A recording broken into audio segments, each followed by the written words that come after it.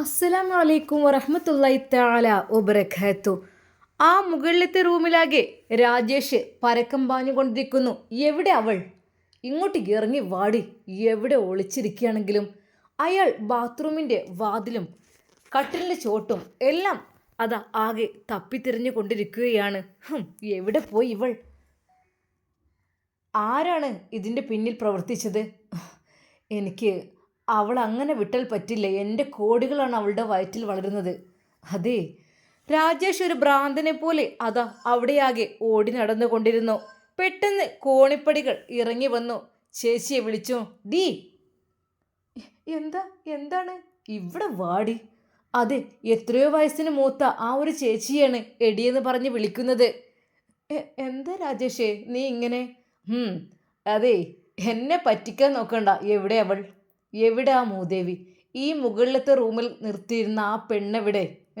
അവൾ എവിടെയാണ്? എനിക്കത് അറിഞ്ഞേ പറ്റൂ. എന്താ? എനിക്കറിയില്ലല്ലോ. അവള് 2 ദിവസമായിട്ട് ഭക്ഷണം കഴിച്ചു പോകുന്നല്ലാതെ ഓളെ ഞാൻ ശരിക്കും കണ്ടിട്ട് പോലുമില്ല. അതെ, തിന്ന പാത്രം വരെ അവള് കഴുകി വെക്കൂല. അത്രക്കും ഞാൻ വിചാരിച്ചു പോയി. അങ്ങനെയൊന്നും അല്ലായിരുന്നു അവള്. അതെ, 2 ദിവസമായി ഞാൻ വിളിച്ചാൽ അവൾ വരില്ല. അങ്ങനെയാണ്. പക്ഷെ ഭക്ഷണമൊക്കെ കഴിച്ചു പോകും അവള്. ദേ, കള്ളം പറയരുത്. കള്ളം പറഞ്ഞാലുണ്ടല്ലോ സത്യം പറയണം. അവളെ എങ്ങോട്ടാണ് നീ രക്ഷപ്പെടുത്തിയത്? അതെനിക്കറിഞ്ഞാൽ മതിയാവോ? എന്താണ് അവൾ നിനക്ക് വാഗ്ദാനം നൽകിയത്? അതെനിക്കറിയണം. അറിയാതിരിക്കാൻ പറ്റില്ല. ആ ചേച്ചിയുടെ നേരെ അതാ രാജേഷ് നടന്നെടുക്കുന്നു. അവർക്ക് ഭയം തോന്നി. എൻ്റെ ദൈവമേ, എന്നെ എന്തെങ്കിലും ചെയ്യോ? പറയില്ല നീ? പറയില്ലേ? അതെ, ആ ചേച്ചിയുടെ മുഖം അതാ കുത്തിപ്പിടിക്കുന്നു. ആ, എന്നൊന്നും ചെയ്യില്ലേ? ഞാനൊന്നും അറിഞ്ഞിട്ടില്ല. പറയില്ല അല്ലേ? രണ്ടുപേരും കൂടി കുറച്ചധികം സൗഹാർദ്ദമുണ്ടെന്ന് എനിക്ക് നേരത്തെ അറിയാം. അത് ഞാൻ അറിയാതിരിക്കാനേ രാജേഷ് പൊട്ടനൊന്നുമല്ല. ഇന്നും നിലയും കാണൽ തുടങ്ങിയിട്ടല്ല. അതെ, മോളെ തേനെന്ന് വിളിച്ച് ഒരുപാടങ്ങ് അവളെ അങ്ങ് ലാളിക്കാറുണ്ടല്ലോ. അതിനിടയിൽ സത്യം പറയണം, അവളെ എങ്ങോട്ടാണ് കടത്തി കൊടുത്തത്? എനിക്ക് സത്യം പറഞ്ഞേ മതിയാവോ. ഞാനില്ലാത്ത നിമിഷങ്ങളിൽ എങ്ങോട്ട് കൊണ്ടുപോയി?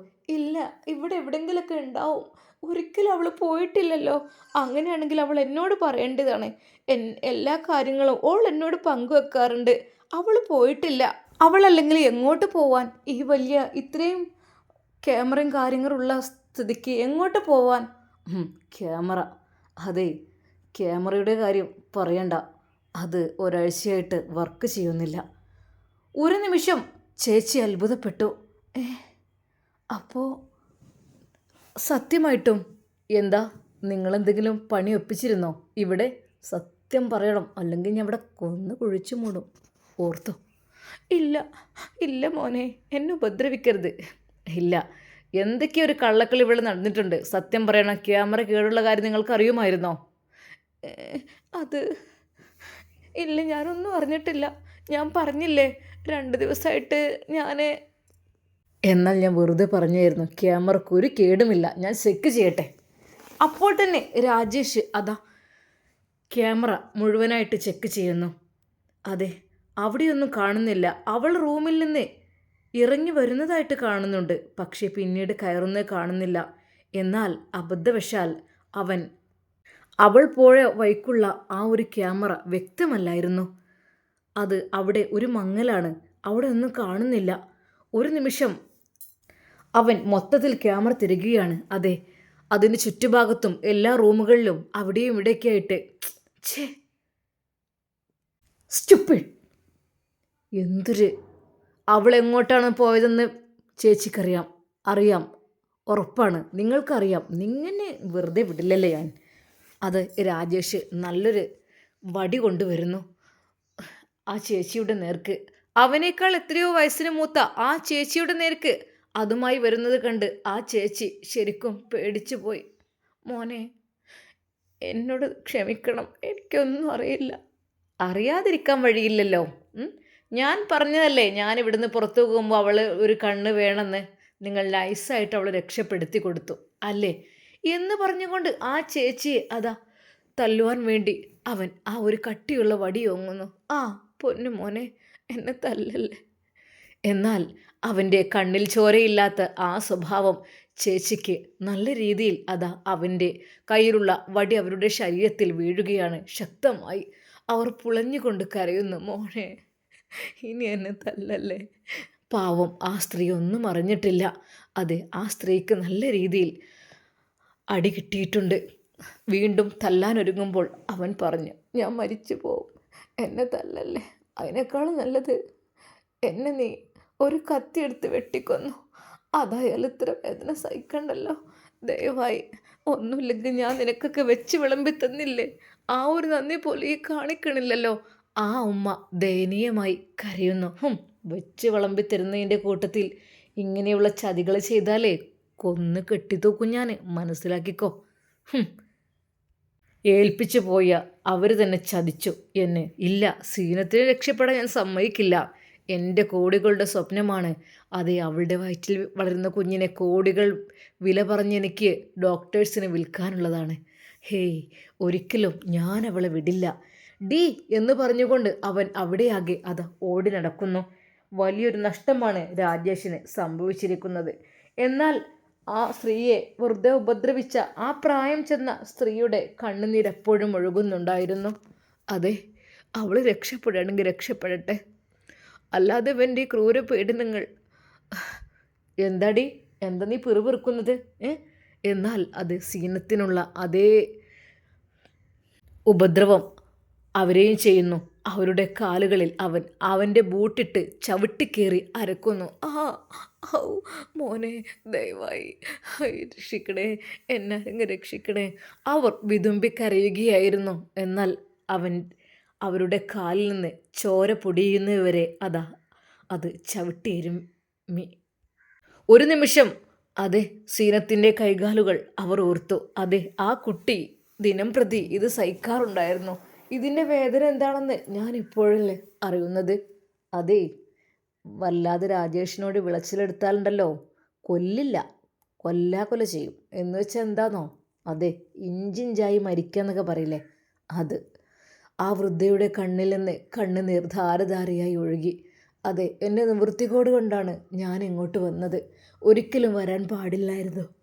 എന്നാലും ആ പെണ്ണിതെവിടെ പോയി എന്നുള്ള കാര്യത്തിൽ അവർക്കും ആശങ്കയുണ്ടായിരുന്നു. എഴുന്നേറ്റ് പോടി എൻ്റെ മുമ്പിൽ നിന്ന്. ആ സ്ത്രീയോട് അപമര്യാദയായി അവൻ പെരുമാറി. അവർ പതുക്കെ എഴുന്നേറ്റു. ഇല്ല, നടക്കാൻ കഴിയുന്നില്ല, കാലുകളൊക്കെ ചവിട്ടി അരച്ചില്ലേ. ഓ, വല്ലാത്ത നീറ്റിൽ അനുഭവപ്പെടുന്നു. അതെ, ഇനി മുഖത്തായിരിക്കും എൻ്റെ കാലിൻ്റെ ഈ ബൂട്ട് വരിക, മനസ്സിലായല്ലോ. നെറുകേട് കാണിച്ചാലേ രാജേഷ് വെറുതെ വിടില്ല കേട്ടോ. എന്നെ അനുസരിച്ച്, എൻ്റെ ശമ്പളത്തിൽ കഴിയുമ്പോൾ എന്നെ അനുസരിച്ച് എനിക്ക് വേണ്ടി ഇവിടെ ജീവിക്കണം, അല്ലാതെ മറ്റുള്ളവരുടെ ഇഷ്ടത്തിനല്ല ഇവിടെ ജീവിക്കുക, മനസ്സിലായല്ലോടി. കൂടുതൽ വിളച്ചിലെടുക്കാൻ നിൽക്കണ്ട. നോക്കിക്കോ, എൻ്റെ ബൂട്ട് തേഞ്ഞിട്ടില്ല, അത് നിൻ്റെ മുഖത്തായിരിക്കും അടുത്തത്, വേഗം പോയി കുക്ക് ചെയ്യടി എന്ന് പറഞ്ഞ് അവരെ അവിടെ നിന്ന് ആട്ടിവിടുന്നു. ഓ എൻ്റെ ദൈവമേ, ഇവിടെ നിൽക്കാൻ കഴിയൂല. ആ സ്ത്രീ ഓരോന്ന് പ്രാഗിക്കൊണ്ടിരുന്നു. അതെ, ഇങ്ങനെ ഒരു ദുഷ്ടൻ്റെ മുമ്പിൽ ഞാൻ വന്നു പെട്ടത്. അതെ, ഒരുപാട് പെൺകുട്ടികൾക്ക് ഉപദ്രവമാകുന്ന ഇവൻ. ഓ ദൈവേ, നീ ഇത് കാണുന്നുണ്ടല്ലോ, അവൻക്ക് എന്തെങ്കിലും നീ ഒന്ന് കൊടുക്ക്. അതെ, അവർ അവനെ ശപിച്ചു കളഞ്ഞു. എന്നാൽ ഈ സമയം രാജേഷ് നെട്ടോട്ടം ഓടുകയാണ്. അതിനിടയിൽ അവൻ മദ്യപിക്കുന്നുണ്ട്. ആ മദ്യക്കുപ്പി അവിടെയാകെ വലിച്ചെറിയുന്നുണ്ട്. അതിനിടയിൽ ആ ചേച്ചിയോട് പറയുന്നു അവിടെയാകെ ക്ലീൻ ചെയ്യുവാനോ. സത്യം പറഞ്ഞാൽ അവൻ്റെ ആ ഒരു ഉപദ്രവം 2 ദിവസമില്ലായിട്ട് വല്ലാത്തൊരു ആശ്വാസമായിരുന്നു ആ ചേച്ചിക്ക്. എന്നാൽ ഈ സമയം സീനത്ത് അതെ, അവരുടെ വീട്ടിൽ അവൾ അവിടെ ഒതുങ്ങിക്കൂടുകയാണ്. അവൾ കരഞ്ഞു പറഞ്ഞതിൻ്റെ അടിസ്ഥാനത്തിൽ അവൻ ഒന്നും പറഞ്ഞില്ല. മോളെ, നിന്റെ രക്ഷ വിചാരിച്ചിട്ടാണ് ഞങ്ങൾ നിന്നോട് പറയുന്നത്. നിനക്ക് വേണ്ടി കാത്തിരിക്കുന്ന നിന്റെ മാതാപിതാക്കളെ, അതെ, അവരെ കണ്ണീര് കുടിപ്പിച്ചിട്ടാണ് നീ ഇറങ്ങി തിരിച്ചതെന്ന് എനിക്ക് മനസ്സിലായി. പിന്നെ ഇങ്ങനെ നിന്നിട്ട് എന്ത് കിട്ടാനാ നിന്നെ നിൻ്റെ വീട്ടിൽ. ദയവായി ഞാനിവിടെ കഴിഞ്ഞോളാം, ഒരു ജോലിക്കാരിയായിട്ട്. ജോലിക്കാരിയോ? ഇവിടെ ജോലിക്കാരുടെ ആവശ്യമൊന്നുമില്ല. ഞാനും എൻ്റെ ഉമ്മയും ഇവിടെ എല്ലാം ചെയ്യുന്നതാണ്. ഞങ്ങൾക്ക് പ്രത്യേകിച്ച് ജോലിക്കാരുടെ ആവശ്യമൊന്നുമില്ല. ഉമ്മക്ക് വേണ്ടതെല്ലാം ഞാൻ ചെയ്തു കൊടുക്കുന്നു, എനിക്ക് വേണ്ടത് ഉമ്മയും ചെയ്തു തരുന്നു. ഇനിയിപ്പോൾ ഒരു ജോലിക്കാരിയുടെ ആവശ്യവുമില്ല. അവൾ ദയനീയമായി അത് പറഞ്ഞപ്പോൾ അവൻ്റെ മറുപടി അതായിരുന്നു. അവൻക്ക് ഭയമായിരുന്നു അങ്ങനെ ഒരു പെണ്ണിനെ അവിടെ നിർത്തുക എന്നുള്ളത്. എന്നാൽ രാജേഷ് അതാ അവൻ്റെ ആ സ്ഥാപനത്തിൻ്റെ ചുറ്റുമായിട്ട് ഇറങ്ങിത്തിരിക്കുന്നു. അത് എവിടെ ഏത് വഴിയാണ് അവൾ രക്ഷപ്പെട്ടത് എന്നറിയണം. പെട്ടെന്നാണ് അതവൻ്റെ ശ്രദ്ധയിൽപ്പെട്ടത്. അതെ, മതിലിൻ്റെ ഒരു ഭാഗത്തായിട്ട് എന്തോ ചാരി വെച്ച ഒരടയാളം കാണുന്നുണ്ട്. അവിടെ അല്പം സിമൻറ്റ് പൊടിഞ്ഞു പോയിട്ടുണ്ട്. അതെ, അവൻ്റെ ആ കാക്ക കണ്ണുകൾ കണ്ട് അത് അവൻ നോക്കുകയാണ്. ഇതുവഴി രക്ഷപ്പെടാനാണ്, അല്ലാതെ മെയിൻ ഗേറ്റ് ഓപ്പൺ അല്ലായിരുന്നു. ഞാനാണത് പൂട്ടിപ്പോയത്. ഒരിക്കൽ പോലും ഇവിടെ നിന്ന് അവൾക്ക് ചാടാൻ സാധിക്കില്ല. പക്ഷേ ഇതാ ഈ ഒരു മതിലിൻ്റെ ഒരു ഭാഗത്തായിട്ട് അതാ അവിടെ സിമൻ്റ് അല്പം ഇളകിപ്പോന്നിട്ടുണ്ട്. എന്തോ വെച്ച് കയറിയതാണ്. ഇവിടെ കോണിയും കാര്യങ്ങളും ഒന്നുമില്ല. പക്ഷേ എങ്ങനെ ഇവൾ ഇവിടുന്ന് രക്ഷപ്പെട്ടു? ഒരു പക്ഷേ കയറിട്ട് വലിച്ച് ആരെങ്കിലും രക്ഷപ്പെടുത്തിയോ? അവൻ്റെ മനസ്സിൽ പല പല ചിന്തകൾ അതാ ഉയർന്നുകൊണ്ടിരിക്കുന്നു. അവൻ ചുറ്റുഭാഗത്തായി നോക്കുന്നു. എന്നാൽ ഈ സമയം കൃഷിയിടത്തിൽ കൃഷി ചെയ്യുകയായിരുന്നു അതെ ഷമീർ എന്ന ആ യുവാവ്. അദ്ദേഹം കൈക്കോട്ട് കൊണ്ട് കൊത്തിക്കിളക്കുന്നതിനിടയിൽ പെട്ടെന്ന് ഒരു ശബ്ദം പിന്നിൽ നിന്ന്. ഹേയ്, ആരാണ്? അവൻ അല്പം ധൈര്യത്തോടു കൂടി തന്നെ ചോദിച്ചു. ഒരു പെണ്ണത് വഴി രക്ഷപ്പെട്ടെങ്ങാനും പോകുന്നത് കണ്ടോ? പെണ്ണോ? എന്ത് പെണ്ണ്? എവിടെയുള്ള? അത് എൻ്റെ കെയർ ഓഫറിൽ ഒരു പെണ്ണ് ഇവിടുന്ന് രക്ഷപ്പെട്ടിട്ടുണ്ട്. അവളെ ആരോ രക്ഷപ്പെടുത്തിയതാണോ എന്നും സംശയമുണ്ട്. അതെ, അവൾ ഇതുവഴിയാണ് പോയതായിട്ട് കാണുന്നത്. അതെ, എനിക്കറിയില്ല. അവൻ അവിടെ ഒരു കളവ് പറഞ്ഞു. അതെ, അല്ലാതെ ഇവിടെ ഉണ്ടെന്ന് പറഞ്ഞാൽ ആ പെണ്ണിൻ്റെ ജീവൻ വീണ്ടും അപകടത്തിലാകും എന്ന് കരുതിയിട്ട് അവൻ അവൻ്റെ പണി തുടർന്നു. എന്താടോ ചോദിച്ചതിന് കാര്യമായിട്ടൊരു മറുപടി പറയാത്തത്? ഞാൻ പറഞ്ഞില്ലേ, എനിക്ക് പെണ്ണുങ്ങളെ നോക്കുന്ന പണിയല്ല. എനിക്ക് എൻ്റെ കൃഷി കാര്യങ്ങൾ, എൻ്റെ ബിസിനസ്, അതാണ് ഞാൻ നോക്കുന്നത്. ഓഹോ, അപ്പോൾ ഞാൻ ഒരു കാര്യം ചോദിച്ചപ്പോൾ സഹോദരാ നിങ്ങൾ എന്ത് ചോദിക്കുന്നത്? നിങ്ങൾ ഇങ്ങോട്ടെങ്ങനെ ആര് വരാനാ? നിങ്ങളുടെ ഇതൊക്കെ അവിടെയല്ലേ? എനിക്കറിയില്ല ഒന്നും. സത്യം പറയണം, എൻ്റെ മുഖത്ത് നോക്കി രാജേഷ് അവൻ്റെ നേർക്ക് അതാ വരുന്നു. അയാൾ ഒരു നിമിഷം നിങ്ങളെന്താ ഉദ്ദേശിക്കുന്നത്? കയ്യിലുള്ള ആ ഒരു കൈക്കോട്ട് പൊന്തിച്ച് പിടിച്ചുകൊണ്ട് പറഞ്ഞു. എന്താ എന്താ നിങ്ങൾക്ക് വേണ്ടത്? ആരുടെ കാര്യങ്ങൾ പറയുന്നത്? അതെ, കയ്യിലുള്ള ആ ഒരു കൈക്കോട്ട് അല്പം പൊക്കിപ്പിടിച്ച് ധൈര്യം കൈവിടാതെ തന്നെ അവൻ പറയുന്നു. അതെ, ഇവിടെ നിന്നൊരു പെണ്ണ് ഇറങ്ങിപ്പോയിട്ടുണ്ട്. അത് നിങ്ങൾ കണ്ടോ ഇല്ലയോ എന്നാണ് ഇവിടെ ചോദിച്ചത്. മനസ്സിലായല്ലോ? ഞാനോ? നിങ്ങൾ ഈ പറയുന്നത് സൂക്ഷിച്ച് സംസാരിക്കണം. ഹേയ്, എനിക്ക് നിങ്ങൾ വിചാരിക്കുന്ന രീതിയിലുള്ള ബിസിനസ് അല്ല. എൻ്റെ ബിസിനസ് ഇതാണ്. നിങ്ങൾ വേറെ എവിടെയെങ്കിലും പോയി ചോദിക്കുക. അങ്ങനെ അങ്ങ് പറഞ്ഞാലോ? ഇതുവഴിയാണ് അവൾ രക്ഷപ്പെട്ടിട്ടുള്ളത്. അവൻ ആ കൃഷിയിടത്തിലൂടെ ആകെ നടന്നു. പെട്ടെന്നാണ് അവൻ്റെ ശ്രദ്ധയിൽ ആ ഒരു ചെറിയ കൊച്ചുകുടിൽ പെട്ടത്. അവിടെ എന്താ? ഒരു നിമിഷം ഷമീർ. അതെ, മാന്യമായി ജീവിക്കുന്ന കുടുംബമാണ്, അല്ലാതെ നിങ്ങളെ രീതിയിലേ ചെയ്യുന്ന കുടുംബമല്ല. പിന്നെ കൂടുതൽ വിളച്ചിലെടുത്താൽ ഞങ്ങൾ ശല്യപ്പെടുത്തിയെന്ന് പറഞ്ഞിട്ട് പോലീസിനെ വിളിക്കും ഞാൻ. ഓ, അപ്പോഴേക്കും ഞെട്ടിക്കല്ലേ. ഞാനൊന്ന് ചോദിച്ചതല്ലേ ഉള്ളൂ. അതിനിപ്പോൾ എന്താ ഇത്ര വലിയ ഒരിത്?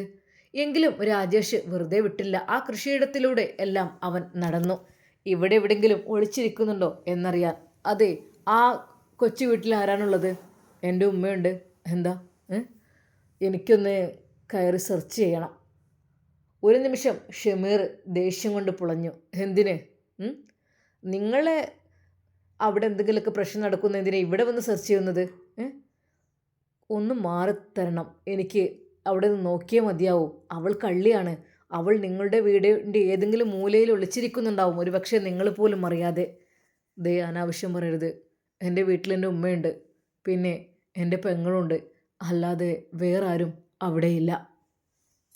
എന്തിനാ? എനിക്കവരെ ഒന്ന് കാണണം, ഒന്ന് ചോദിക്കാനാണ്. ചോദിക്കേ. അങ്ങനെ ചോദിക്കേണ്ട ആവശ്യമില്ലല്ലോ. എൻ്റെ പെങ്ങളുടെയും എൻ്റെ ഉമ്മയുടെയും ഉത്തരവാദിത്തം ഞാനാണ് ഏറ്റെടുക്കുന്നത്, അല്ലാതെ നിങ്ങളവിടെ കയറി നിറങ്ങാൻ സമ്മതിക്കില്ല. നിങ്ങളുടെ ജോലിക്ക് പറ്റിയ ആളുകളല്ല അവർ, മനസ്സിലായല്ലോ? എന്നാൽ രാജേഷ് അല്പം ദേഷ്യത്തോടെയാണ് അങ്ങോട്ട് കയറി ചെല്ലുന്നത്.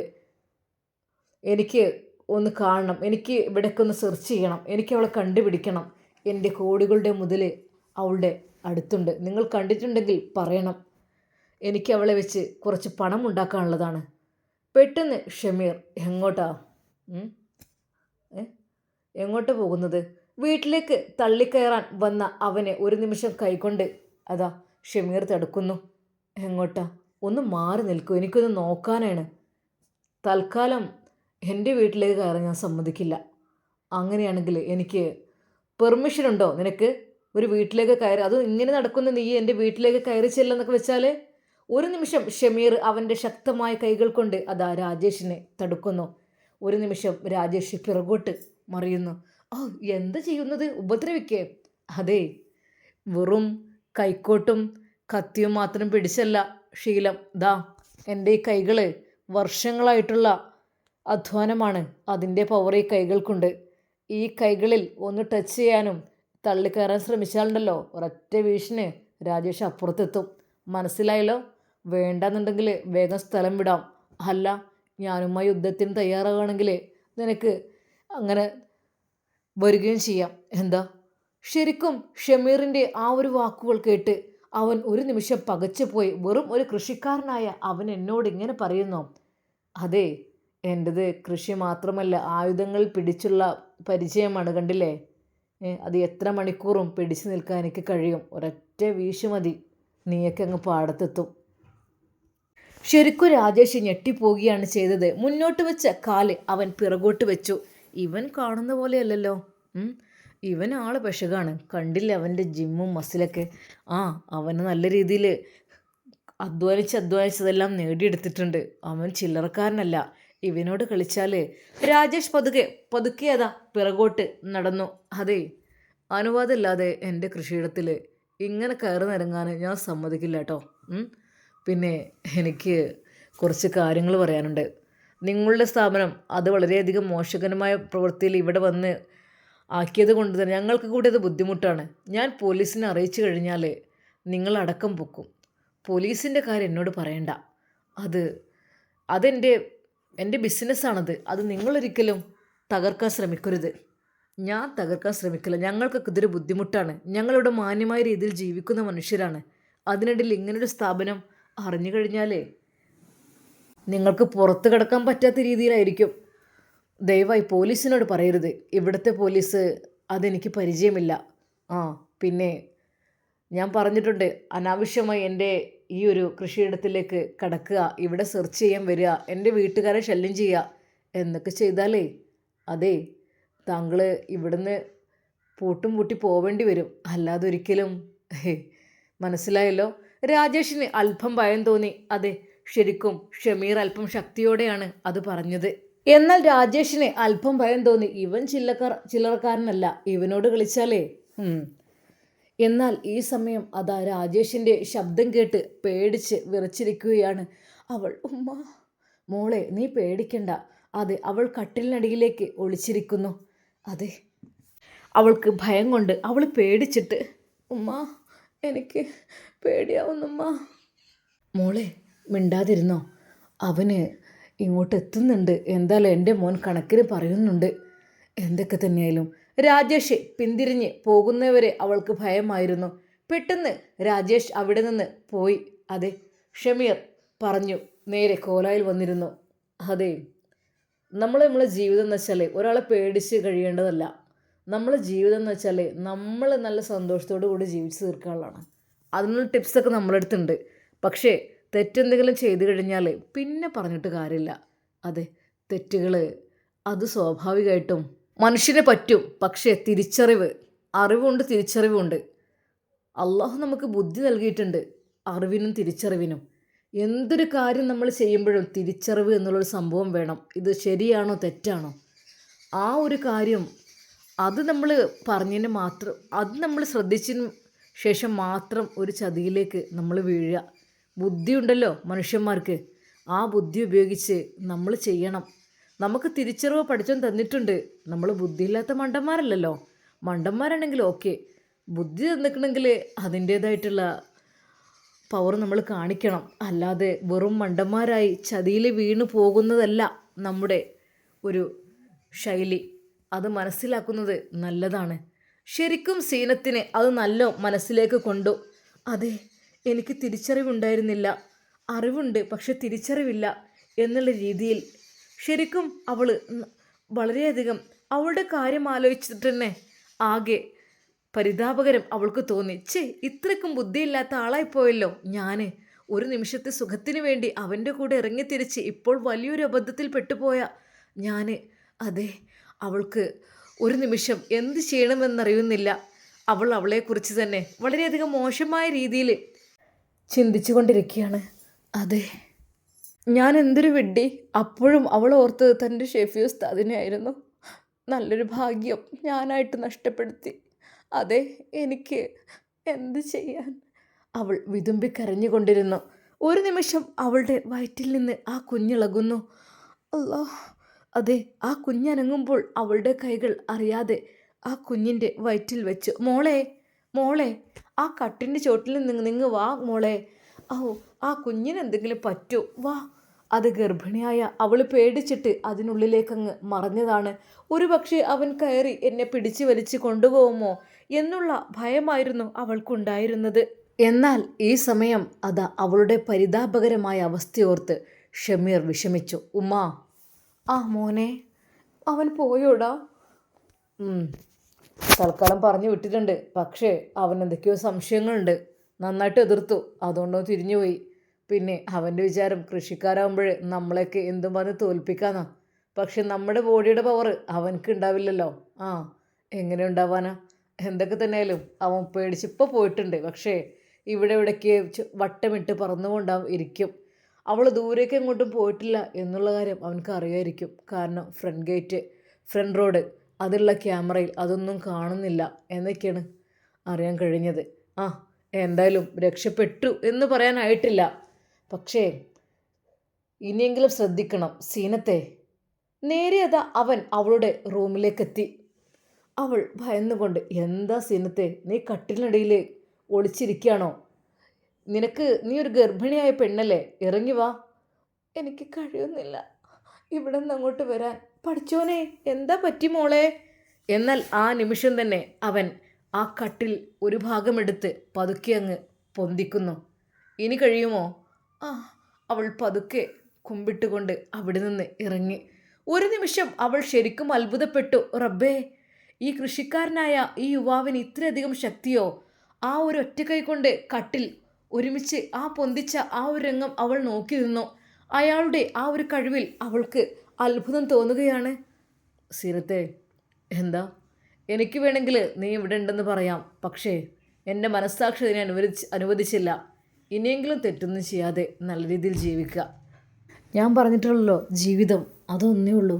അത് മനസ്സമാധാനത്തോടുകൂടി ജീവിക്കുക, അതാണ് ഏറ്റവും നല്ലത്. അല്ലാതെ ഇതുപോലുള്ള ഓരോ കെണികളിലൊക്കെ വന്ന് വീണിട്ട് പിന്നെ പേടിച്ച് ഉപദ്രവം സഹിച്ച് എന്തിനാണ് നമ്മുടെ ജീവിതം നമ്മൾ നശിപ്പിക്കുന്നത്? നമുക്ക് ഹലാലായ മാർഗത്തിൽ നമുക്കുള്ള രീതിയിൽ നമ്മൾ ജീവിച്ചാൽ ഒരാളെയും പേടിക്കേണ്ട ആവശ്യമില്ല. അതെ, പിന്നെ സീനത്തെ, എനിക്ക് നിന്നോടൊന്നും ഉണ്ടായിട്ടല്ല, പറ്റിയത് പറ്റി. ഇനിയെങ്കിലും നല്ലൊരു ജീവിതം ഉണ്ടാകാൻ വേണ്ടി നോക്കുക. എന്ത് കാര്യത്തിന് എന്താ ഇപ്പോൾ കിട്ടിയത്? അവൻ്റെ കൂടെ പോയിട്ട് എന്തെങ്കിലും ഒന്ന് കിട്ടിയോ? എന്തെങ്കിലും നല്ലത് കിട്ടിയിട്ടുണ്ടോ? അതെ, നിൻ്റെ ശരീരം വിറ്റ് പൈസ ഉണ്ടാക്കാനുള്ള പണിയാണ്. ഇനിയിപ്പോൾ നിൻ്റെ കുഞ്ഞിനെയും വിൽക്കാനാണത്രേ. അവൻ്റെ കോടികളുടെ സ്വത്താണത്രേ നിൻ്റെ വയറ്റിലുള്ളത്. അവൻ പറഞ്ഞ ആ ഒരു വാക്ക്, എന്തിനാ മോളെ ഇങ്ങനെ ഈ പണിക്കൊക്കെ നിൽക്കുന്നത്? ദയവായി ഇനിയെങ്കിലും ഒന്ന് നല്ല രീതിയിൽ. ഇനി എനിക്ക് എങ്ങോട്ടുമില്ല, ആരും പോകാൻ. എനിക്ക് എങ്ങോട്ടും പോകാനല്ല. എനിക്ക് അവൾ വിതുമ്പിക്കൊണ്ട് കരഞ്ഞു. എന്നെ കൈവിടരുത് പ്ലീസ്, എന്നെ കൈവിടരുത്. അവളുടെ ദയനീയമായുള്ള ആ ഒരു വാക്കുകൾ കേട്ട് ഒരു നിമിഷം അതാ അവൻ്റെ മനസ്സലിയുന്നു. അത് സീനത്തെ, എനിക്ക് നിന്നോട് ദേഷ്യം ഉണ്ടായിട്ട് പറഞ്ഞല്ല മോളെ. ഞാൻ നിൻ്റെ അവസ്ഥ ആലോചിച്ച് പറഞ്ഞതാ. എത്രമാത്രം ഭയന്നാണ് നീ ഇവിടെ കഴിയുന്നത്.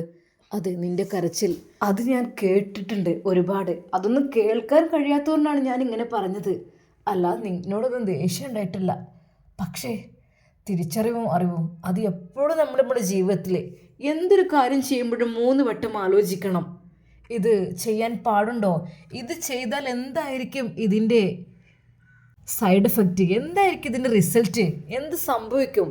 എന്തിന് മോളെ നിൻ്റെ ഭർത്താവ്, നിൻ്റെ ഉമ്മ, ഉപ്പ, ബ്രദർ എല്ലാവരും സങ്കടപ്പെടുന്നൊരവസ്ഥയിൽ നീ ആക്കിയില്ലേ അവരെയൊക്കെ? ഒന്ന് ആലോചിച്ച് നോക്കിക്കേ. അങ്ങനെയൊന്നും നമ്മൾ ചെയ്യാൻ പാടില്ല. കഴിഞ്ഞത് കഴിഞ്ഞ് ഞാൻ നിന്നെ കുറ്റപ്പെടുത്തുന്നില്ല. ഇനി നീ ഇതിലേക്കൊന്നും വീഴില്ല, എനിക്കറിയാം. പക്ഷേ എനിക്കൊരു അഭ്യർത്ഥനയുണ്ട്. നമ്മൾ എന്ത് കാര്യം ചെയ്യുമ്പോഴും 3 പ്രാവശ്യം ചിന്തിക്കണം. ഇത് ചെയ്താൽ എന്തെങ്കിലും ബുദ്ധിമുട്ട് എനിക്ക് ഉണ്ടാകുമോ, പ്രയാസമുണ്ടാകുമോ, എൻ്റെ ഭാവി ജീവിതം എന്തായിരിക്കും? താൽക്കാലികമായ സ്നേഹത്തിനു വേണ്ടി, ആ സുഖത്തിന് വേണ്ടി അവൻ കയ്യോ കാലോ കാണിച്ച് നിന്നെ വശീകരിച്ചിട്ടുണ്ടാവും. പക്ഷെ നീ വിചാരിച്ചു കാലാകാലം അവൻ്റെ കൂടെ സുഖമായി കഴിയാമെന്ന്, അല്ലേ? അതുകൊണ്ട് എനിക്ക് സീനത്ത് പറയാനുള്ളത്, ഇനിയെങ്കിലും ജീവിതത്തിൽ ശ്രദ്ധിക്കുക. ജീവിതം ആകെ ഒന്നേ ഉള്ളൂ, ചെറുതാണ്. അത് നമ്മൾ സമാധാനത്തോടുകൂടി ജീവിക്കാൻ നിനക്ക് കഴിയുന്നില്ല വെച്ചാൽ നമുക്ക് എന്തൊരു ബുദ്ധിമുട്ടായിരിക്കും. ഇപ്പോൾ കണ്ടില്ലേ, നിനക്ക് സമാധാനം ഉണ്ടോ? ഇല്ലല്ലോ. നീ പേടിച്ച കട്ടിനിടയിൽ ഗർഭിണിയായി നീ അതിനകത്തേക്ക് കയറി ചെന്നു. എന്തായിരിക്കും അവസ്ഥ? ഒന്ന് ആലോചിച്ച് നോക്കിക്കേ. അവൾ വിതുമ്പിക്കരഞ്ഞു, കൊച്ചുകുട്ടിയെ പോലെ. ഇനി എനിക്ക് തെറ്റൊന്നും പറ്റൂല. എനിക്ക് സാരമില്ല, കരയണ്ട. ഉമ്മ അവിടെ ഇരിക്കുക സീനത്തെ, ഒരു ഗ്ലാസ് വെള്ളം കുടിക്ക്. അവൻ തന്നെ ഒരു ഗ്ലാസ് വെള്ളം അതാ അവൾക്ക് നൽകുന്നു. പേടിക്കേണ്ട, ഈ കൈകളുള്ളിടത്തോളം കാലം നീ സുരക്ഷിതമായിരിക്കും. അതെ, എനിക്കെന്തെങ്കിലും പറ്റിയാലും സുരക്ഷിതമായി നിന്നെ ഞാൻ സംരക്ഷിക്കും. അവൻ്റെ ആ വാക്കുകൾ കേട്ട് അവളുടെ മനസ്സിൽ സമാധാനത്തിൻ്റെ തിരുനാളങ്ങൾ അതാ കത്തിത്തുടങ്ങി. അതെ, അവൾക്ക് അദ്ദേഹത്തിൻ്റെ കാല് കഴുകി വെള്ളം കുടിക്കണം എന്ന് വരെ തോന്നിപ്പോയി. എന്നോട് ക്ഷമിക്കണം, ഞാൻ അറിയാതെ. സാരമില്ല ഉമ്മ. അവൻ പെട്ടെന്ന് ഫ്രഷായി കുളിച്ച് അതാ നല്ല ഡ്രസ്സ് മാറി അവരുടെ മുമ്പിലേക്ക് വന്നു. തികച്ചും അവൾ ഞെട്ടിപ്പോയി. അതെ, കൃഷിക്കാരൻ്റെ രൂപത്തിൽ കണ്ടിരുന്ന അദ്ദേഹം നല്ലൊരു പാൻറ്റും ഷർട്ടുമെല്ലാം ധരിച്ചപ്പോൾ വളരെയധികം സുന്ദരനായ ഒരു യുവാവ്, അതെ നല്ലൊരാൾ. അവൾക്ക് അത് ഒരിക്കൽ പോലും വിശ്വസിക്കാൻ കഴിഞ്ഞില്ല. ആ കൊച്ചുകുടിലിൽ കഴിയുന്ന കൃഷിക്കാരനായ ആളാണെന്നുള്ളത്. ശരിക്കും അണിഞ്ഞൊരുങ്ങിയപ്പോൾ അവൻ നല്ലൊരു സുന്ദര ചക്കരനായി മാറിയിരിക്കുന്നു. അവൾ ഒരു നിമിഷം അയാളെ നോക്കി. ഉമ്മ, എന്താ വേണ്ടത്? മോനെ, നമുക്ക് കുറച്ച് സാധനങ്ങളൊക്കെ വാങ്ങിക്കോ കേട്ടോ. പിന്നെ വെജിറ്റബിളൊക്കെ ഇവിടെ ഉണ്ടല്ലോ. പിന്നെ കൃഷി ചെയ്യണ കൂട്ടത്തിൽ കുറച്ച് ഫ്രൂട്ട്സും കാര്യങ്ങളും അതും ഉണ്ടായതുകൊണ്ട് എന്നാലും മോൻ കുറച്ച് വാങ്ങിക്കോ കേട്ടോ. നല്ല എന്തെങ്കിലുമൊക്കെ വാങ്ങിക്കോ. അങ്ങനെ അതാ ഉമ്മയോട് യാത്ര പറഞ്ഞ് അവൻ ഇറങ്ങുന്നു. സീനത്തെ, മോൾക്ക് എന്താ വേണ്ടത്? ഒരു ഇക്കാക്കിയെ പോലെ സ്നേഹത്തോടെ അവൻ അത് ചോദിച്ചപ്പോൾ അവളുടെ കണ്ണുകൾ നിറഞ്ഞു. അതെ, അവൾക്ക് ഓർമ്മ വന്നത് അവളുടെ ഇക്കാക്കയുടെ മുഖമായിരുന്നു. ഇൻഷാ അല്ലാ നമുക്കിതിൻ്റെ ബാക്കി ഭാഗം നാളെ കാണാം. അതുവരേക്കും എല്ലാവർക്കും അസ്സലാമു അലൈക്കും വറഹ്മത്തുള്ളാഹി തആല വബറകാതുഹു.